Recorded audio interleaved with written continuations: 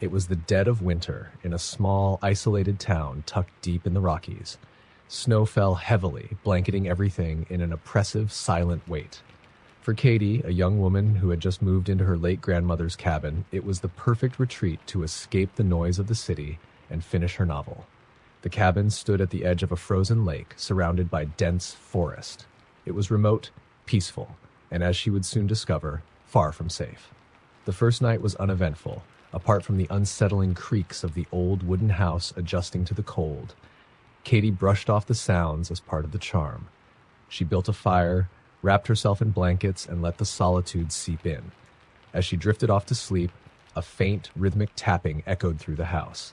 She woke with a start, heart pounding. The sound stopped the moment she opened her eyes. The next morning, she inspected the exterior of the cabin, but found no signs of disturbance. It wasn't until the third night that the tapping returned, louder and more insistent, coming from the living room window. With a flashlight in hand, Katie forced herself to check. Her breath caught when she saw nothing but her own pale reflection staring back. Days turned into a week. The tapping became a nightly occurrence, escalating to scratching that seemed to circle the cabin. Katie's attempts to rationalize the noises grew thin. Then came the footprints. One morning, as she opened the door to gather firewood, she found a single trail of large, human-like prints leading from the forest to the front steps. They stopped abruptly at her door, as if whoever or whatever made them had vanished into thin air. Her phone had no signal, and the nearest neighbor was miles away. Panic began to settle in. That night, she barricaded the doors and windows, armed with a kitchen knife. The scratching didn't come. Instead, there was an eerie, absolute silence. As the fire flickered low, Katie began to nod off. A loud crash woke her.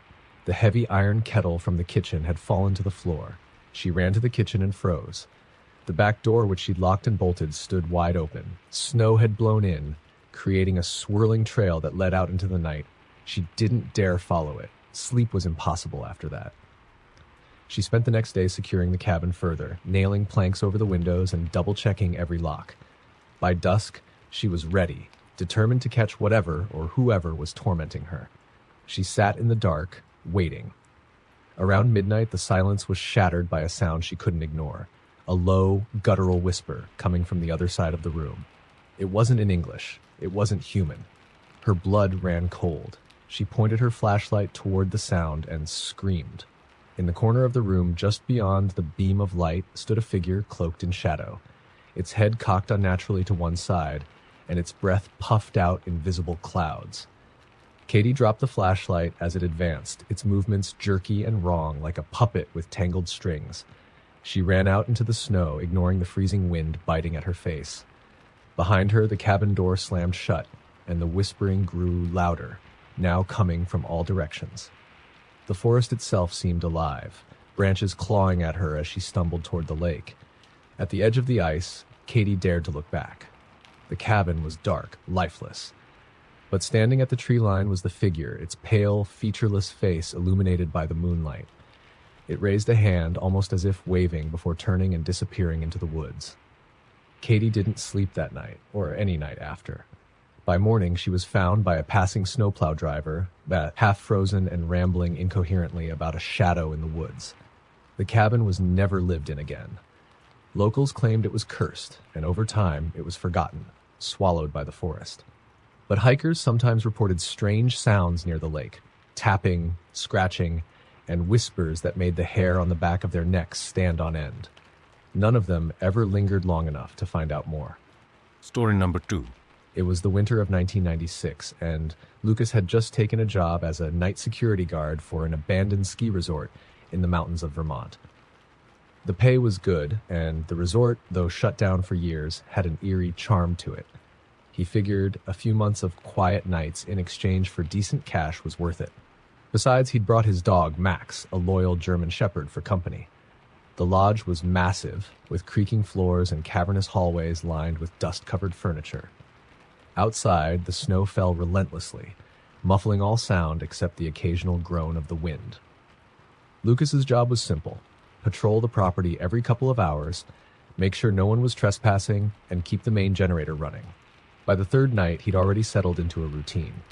Around midnight, as he did his rounds with Max trotting by his side, he began noticing odd things. Faint footprints in the snow leading toward the lodge but never away, and windows that seemed to fog up from the inside, though no one was there.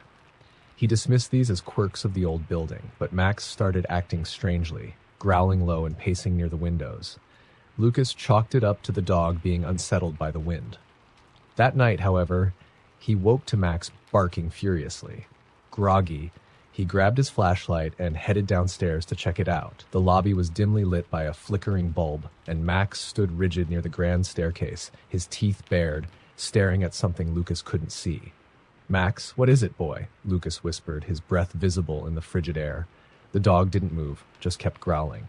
Then he heard it, a distant, almost imperceptible laugh. It wasn't cheerful, it was low, guttural, and wrong. It echoed through the lodge, coming from somewhere deep within.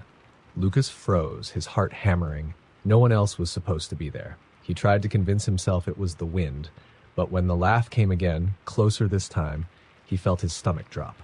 Clutching a heavy flashlight, he followed Max, who bolted up the stairs, his growl turning into a desperate bark. They reached the second floor, a long hallway lined with guest rooms. Lucas could swear the temperature dropped even further. The door at the far end of the hall stood ajar, though he distinctly remembered locking it earlier. With trembling hands, he pushed it open. The room was empty except for an antique mirror propped against the wall. Its surface was cloudy, and as Lucas stepped closer, he noticed something strange. His reflection wasn't alone. Behind him, faint and shadowy, was the figure of a woman. She wore an old-fashioned dress, her head tilted unnaturally to one side, and her face had no eyes. Lucas whipped around, but no one was there. The laughter returned, louder now, echoing from every corner of the room. He grabbed Max and ran, slamming the door behind him. The next day, he contacted his employer, demanding to know if the lodge had any history. The man on the other end of the line hesitated before admitting that the resort had closed after a string of strange incidents, including the disappearance of a maid in the very room Lucas had entered. Locals believed her spirit lingered, tied to the mirror she'd been dusting when she vanished. Determined to quit, Lucas packed his things, but that night the power went out, plunging the lodge into complete darkness. He tried the generator, but it wouldn't start. He decided to stay in his truck with Max until morning. Around 3 a.m., as he sat in the cab, engine running for warmth, the windshield began to frost over, except for one spot. A perfect handprint appeared on the glass, followed by another and another, pressing from the outside. Max barked wildly, his hackles raised, but Lucas couldn't see anyone. Then came the laugh again, this time right behind him. He spun around, but the back seat was empty. Max whined and pawed at the door, desperate to get out. Lucas didn't wait. He floored the gas, speeding down the mountain road, not daring to look back. He quit the job the next day and never spoke of it again, but the lodge remained a local legend. Those who ventured near claimed to hear faint laughter on the wind and see a shadowy figure watching from the windows, a woman with no eyes, waiting for someone to join her. Story number 3. The winter of 1983 was especially brutal in northern Maine. With temperatures plunging below freezing and snowdrifts swallowing houses, it wasn't uncommon for the rural roads to be completely impassable for days. Emma, a young nurse, had just finished a double shift at the local hospital and was eager to get home. She lived alone in a small cabin about 20 miles from the hospital, tucked deep in the woods. The snowstorm started midway through her drive. Fat flakes descended heavily, and soon her headlights barely pierced the white veil. Her car's tires struggled for traction as she maneuvered the winding forested roads. When her car began to sputter, Emma groaned. The gas gauge had been on the lower side when she left, but she hadn't expected to be stranded. She pulled over, heart sinking as the engine died completely.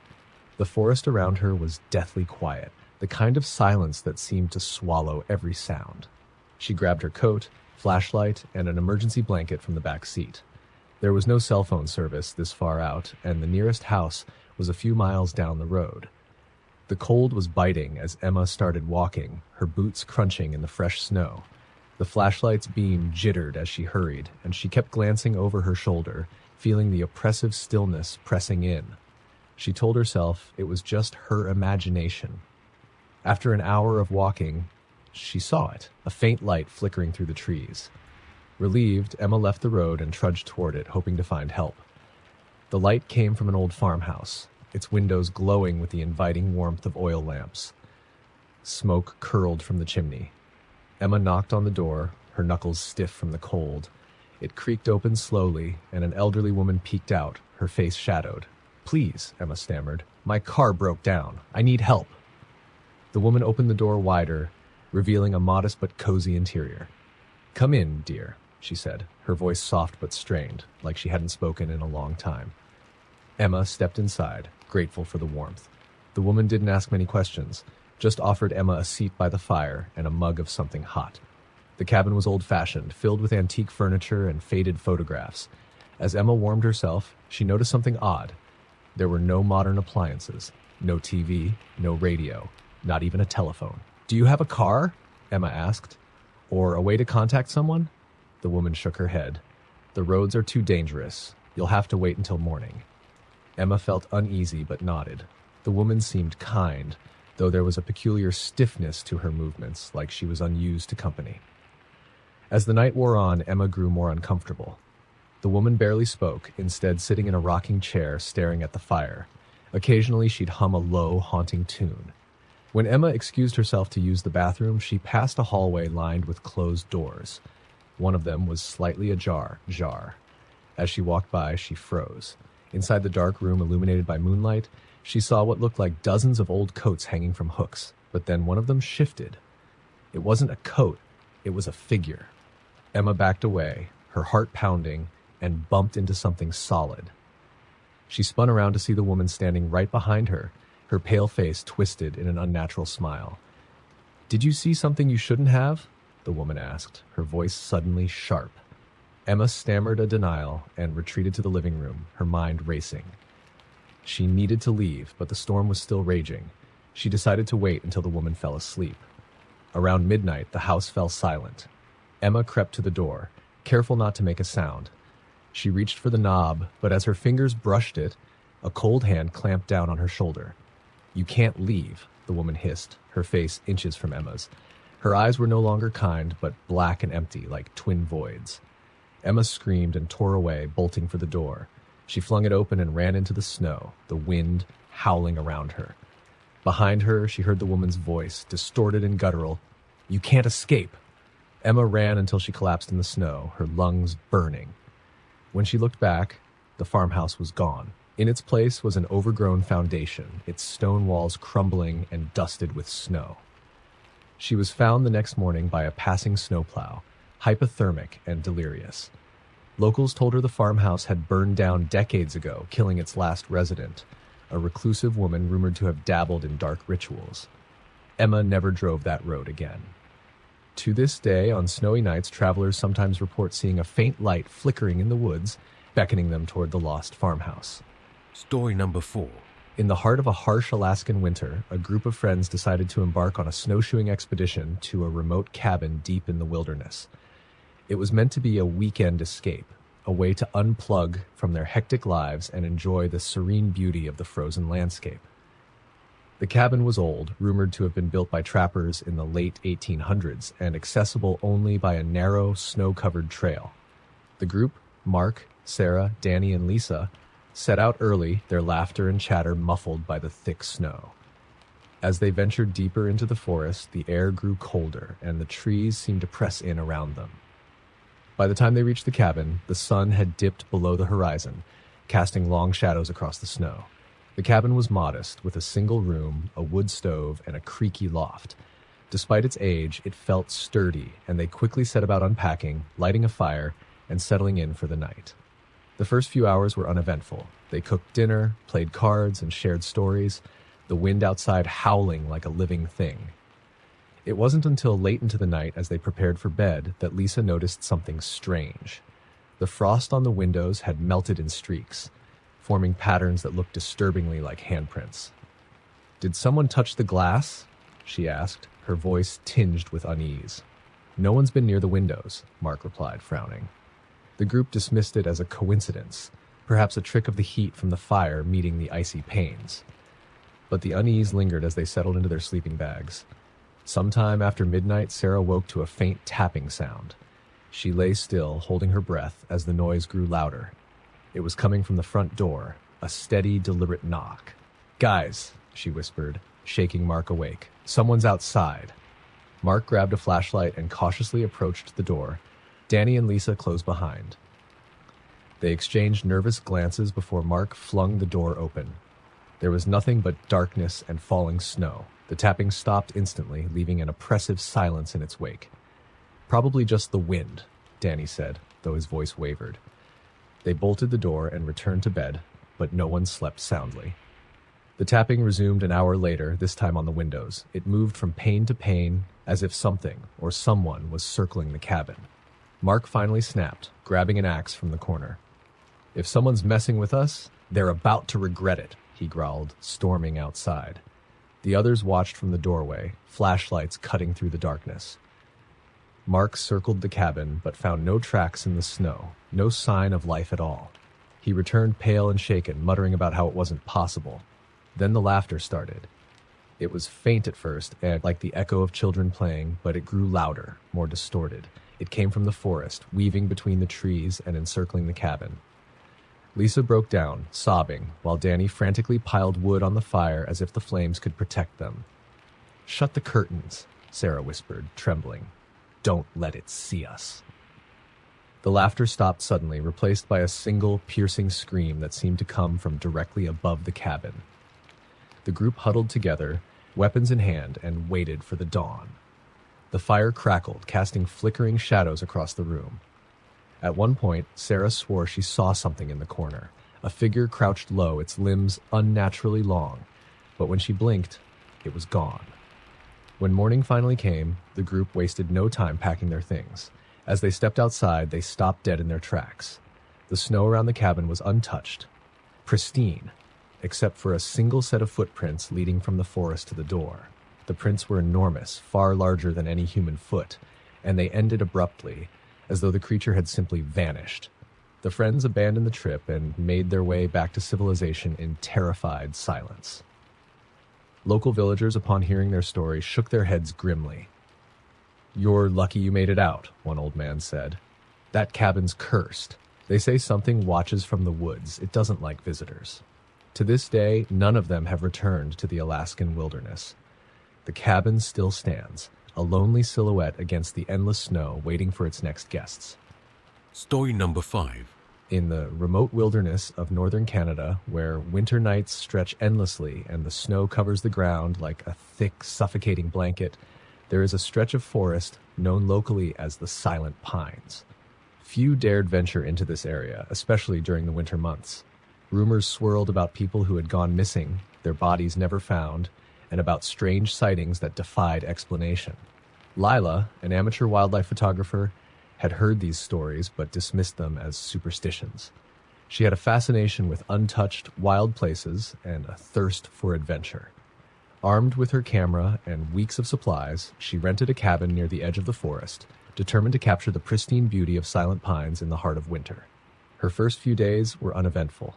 The forest was hauntingly beautiful, the snow-covered pines towering high above her like silent sentinels. But as the days went on, an unsettling pattern emerged. She began to feel watched. At first, it was a subtle sensation, a prickling on the back of her neck, the kind that made her turn around quickly, only to find nothing there. Then she started noticing odd tracks in the snow, large clawed prints that didn't belong to any animal she could identify. The tracks would appear overnight, circling her cabin and leading into the forest, where they abruptly stopped as though whatever made them had vanished into thin air. On the 5th night, the strange noises began. It started as faint whispers, carried on the wind, but as the hours stretched on, they grew louder. They didn't sound like any language she knew, just fragmented syllables, eerie and guttural, rising and falling in a haunting melody. Lila told herself it was the wind and went to bed, though sleep didn't come easily. Around midnight, a loud thud against the cabin door jolted her awake. She sat up, heart pounding, clutching her flashlight. The thud came again, harder this time, followed by a long, scraping sound that dragged down the wooden surface. Summoning her courage, Lila moved to the window and peeked out. The moonlight reflected off the snow, casting an eerie glow over the forest. At first, she saw nothing. Then, at the edge of the clearing, she spotted it. A tall, emaciated figure, its limbs impossibly long, its head tilted at an unnatural angle. Its eyes glowed faintly in the dark, and its mouth, it stretched far too wide, filled with jagged teeth that didn't seem to fit. The creature didn't move, but Lila felt its gaze fix on her. A low, rattling sound, like a distorted growl, emanated from its throat. She stumbled back, her hands shaking as she bolted the door and shoved furniture in front of it. For the rest of the night, the creature prowled around the cabin. Its clawed hands scraped against the windows, and its distorted whispers filled the air, growing louder as the hours passed. Lila huddled in the corner, clutching her camera like a talisman, too terrified to make a sound. When dawn finally came, the whispers stopped. Lila cautiously stepped outside, clutching a hunting knife she had never used. The snow around the cabin was covered in deep gouges, as though the creature had been clawing at the walls all night. The clawed tracks led away from the cabin and disappeared into the forest. Lila didn't stay to find out more. She packed her belongings and fled, leaving the silent pines behind her. Later, when she developed the photos from her trip, she found something that chilled her to the core. In one image of the snowy forest, taken on her first day, she saw it, far in the background, almost hidden among the trees. The creature had been watching her from the start. The silent pines remain untouched to this day, a forbidden expanse of wilderness where no one dares to tread. Those who claim to hear whispers on the wind warn others. If you see the tracks, turn back. And if you hear the scraping at your door, pray for dawn. Story number 6. The year was 2009, and Rachel, a young anthropology graduate, was about isolated communities in the Appalachian Mountains. She had heard whispers of a nearly abandoned mining town called Black Hollow, buried deep in the hills and largely forgotten. The last few families had reportedly left decades ago, but the stories of strange occurrences and unexplained disappearances lingered, passed down by locals who refused to go near it. Intrigued, Rachel decided to visit. She was warned by townsfolk not to go alone, but her curiosity outweighed her fear. With a backpack, a camera, and a journal, she set off on a bitterly cold December morning, following an overgrown trail that twisted deeper into the wilderness. The first sign of Black Hollow came after hours of hiking. A rusted sign hanging crookedly from a tree.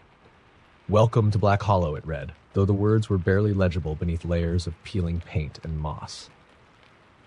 The air grew colder as she stepped into the town, the silence so profound it seemed to press against her ears. The town was a ghostly relic. Crumbling houses leaned against each other for support, their roofs caved in under the weight of decades of snow. A church steeple rose crookedly in the distance, its bell missing, and the mine entrance loomed like an open maw at the base of a nearby hill. As Rachel explored, she noticed something odd. Despite the decay, certain things seemed untouched by time. A rocking chair on a porch, perfectly upright and unbroken, as if someone had left it moments ago. A doll in a window, its glass eyes unclouded and staring directly at her. The deeper she ventured, the more unsettling it became. The forest around Black Hollow seemed to close in, the skeletal trees casting shadows that writhed like living things. And then she heard it, a faint melody carried on the wind. It sounded like a music box, tinny and haunting. Following the sound, Rachel found herself in front of a house that was eerily intact. Its windows were unbroken, and its front door hung slightly ajar. The music grew louder as she approached, the tune growing more discordant, as if the notes were slightly off-key. Against her better judgment, she stepped inside. The air was thick and cold, and the walls were lined with faded photographs of people with empty, expressionless faces. On a table in the center of the room sat an ornate music box, its lid open and spinning on its own.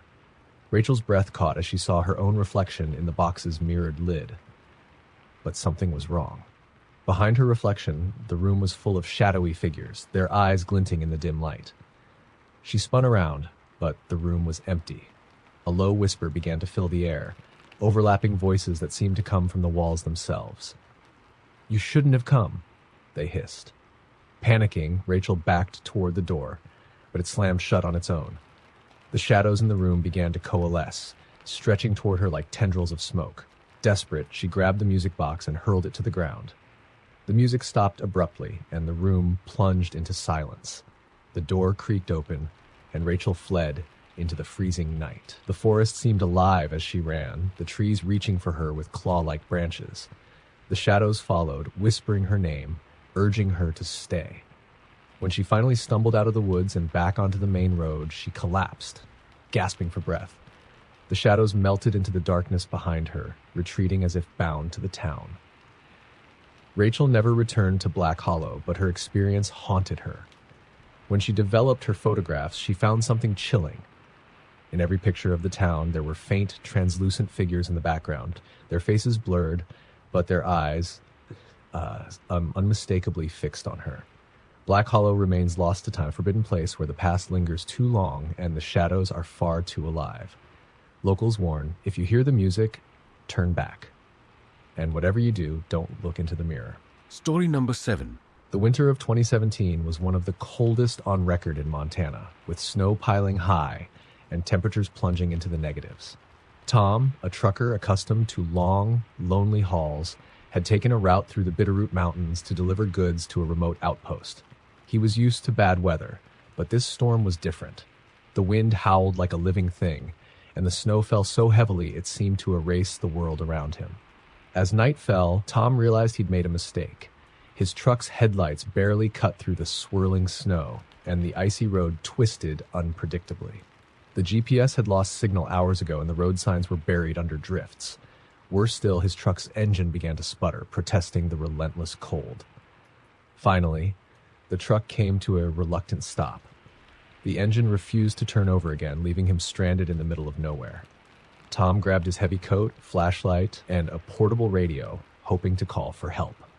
Static greeted him on every channel. Looking around, he spotted a faint light in the distance. It was far off the road, but steady, cutting through the storm. With no better options, he decided to investigate, hoping to find shelter or help.